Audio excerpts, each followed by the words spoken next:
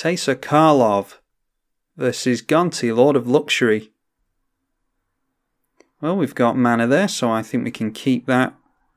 Skull Clamp would be really nice with something like a Bloodghast, but we can't expect to draw into something like that.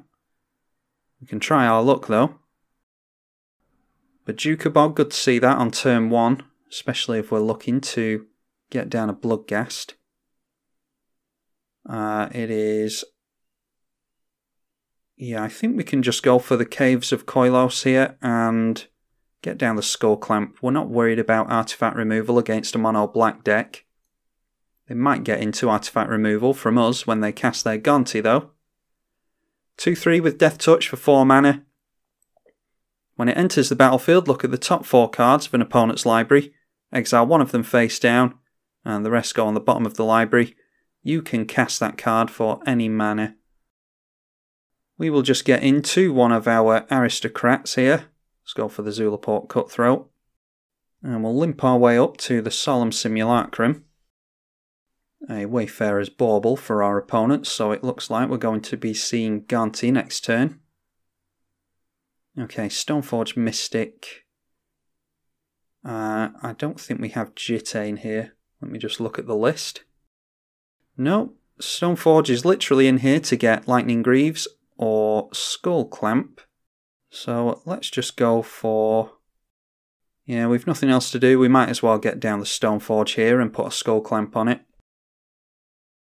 Peck our opponent for 1 and pass over.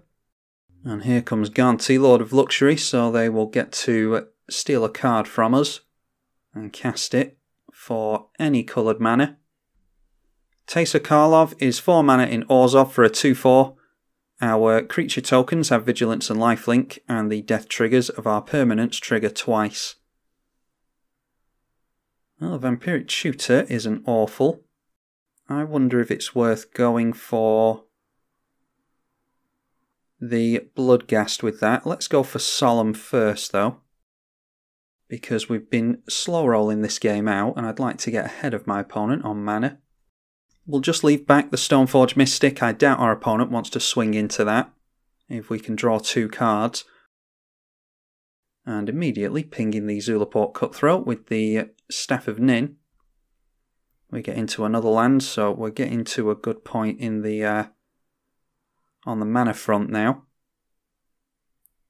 Let's go Teysa Karlov. And then I think Lightning Greaves. And we'll put a stop on the upkeep for the Vampiric Tutor. Not going to swing in again because Gonti has Death Touch. So we'll just pass like that. Staff of Nin draws our opponent an additional card at the beginning of their upkeep. And that's a lot more mana they're going to get from their swamps now, thanks to the Cryptghast. And their own Lightning Greaves, probably going on the Cryptghast actually. And they decide to extort us as well. And then a Chaos Wand also. Yeah, that is... that's quite a card. 4 and tap, target opponent exiles cards from the top of their library until they exile an instant or sorcery, and you can cast it.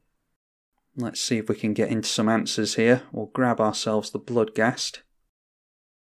Cast the Bloodghast. Put Clamp on it. And we draw 2 cards twice. And then we get a land drop. The Massacre Worm will get rid of that Cryptghast for us. Ophiomancer is really good with the Skull Clamp as well, but I think we're better just... oh, they've got an untapped Staff of Nin, don't they? Okay, in that case, I think we actually do go for Ophiomancer. Because if we go to equip the Bloodghast there, they will Staff of Nin in response and the Clamp won't be equipped. But at least we're going to have a few targets for our Skull Clamp here. So they can get rid of Bloodghast if they want, but we have another land to make next turn, so it'll come back. And even if they ping the Bloodghast again next turn, we'll have a snake to equip the Skull Clamp to. So yeah, I like the Ophiomancer play here. 3 cards left in our opponent's hand. And they look like they're going for Chaos Wand. No, decided against it. Hidden stockpile. At the beginning of your end step, if a permanent you controlled left the battlefield this turn, you get a servo token. And then for 1 and sack a creature, you can scry 1. So it effectively switches itself on.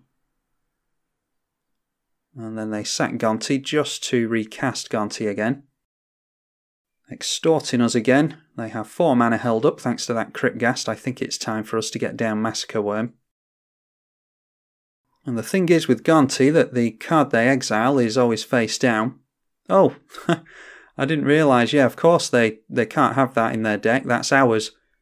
That's a white card. I was really slow on the uptake there. This is, of course, the first card that they took from us with Gonti. And they're just trying to get some blockers into play now. Can't believe I didn't spot that sooner. Bloodghast will come back with the Wasteland. We'll force them to ping here.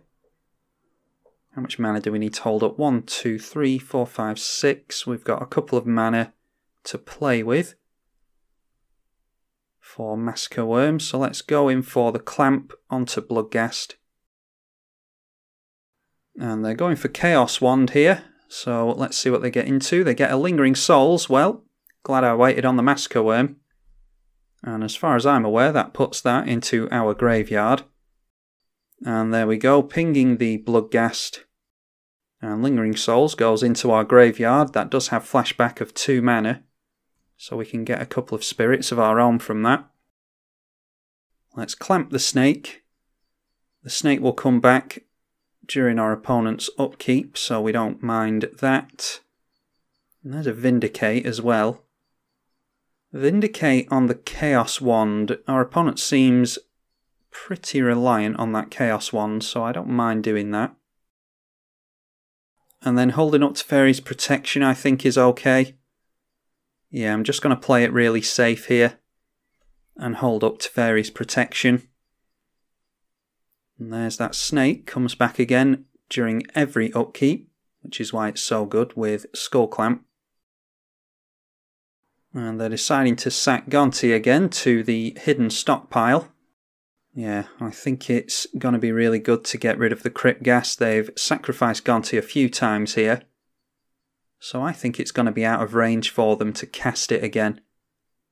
Once it's sacrificed an additional time. I think it's, what was that, 8 mana now? So it's going to cost them 10. They're not too far away from it, but they will be tapped out if they cast it again.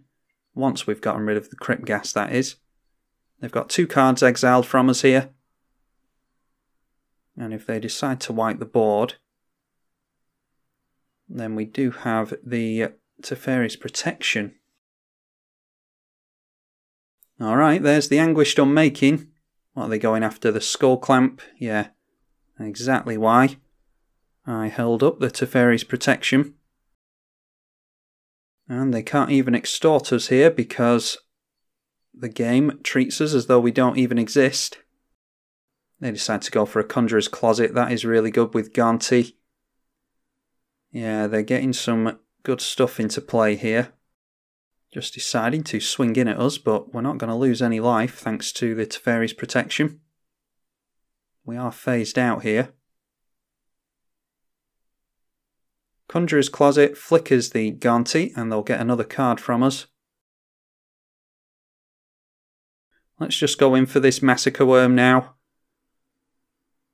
We've given our opponent a lot of time with that Cryptghast. Going to deal 1 damage to the snake, that's fine. And every creature that our opponent controls that dies here will have our opponent lose 2 life twice, thanks to Teysa being in play. So they go all the way down to 11.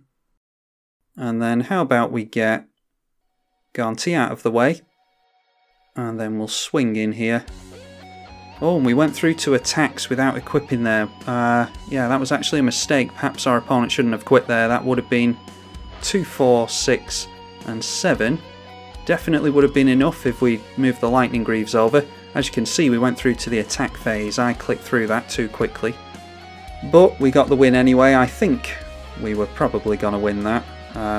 We had another tutor, not sure what we would have gone for with that. More card draw with Phyrexian Arena, and then we could have carried on clamping things. I think next on the list to remove is the Staff of Nin, so we can start going mad with the Skull Clamp. If they get Gonti down again, probably have to go for the Conjurer's Closet because they're just taking too many things off us. But this is a pretty bad matchup for Gonti, I think, because a lot of the things that they can steal from us are only good in our deck. Things like token generation and stuff like that. It all needs to work in tandem together, and there aren't that many cards that are just good on their own. Anyway, another Teysa Karlov game. Hope you're still enjoying those. And this time we were up against Gonti, Lord of Luxury. I'm tribalkai on the EDH channel. Thank you for watching.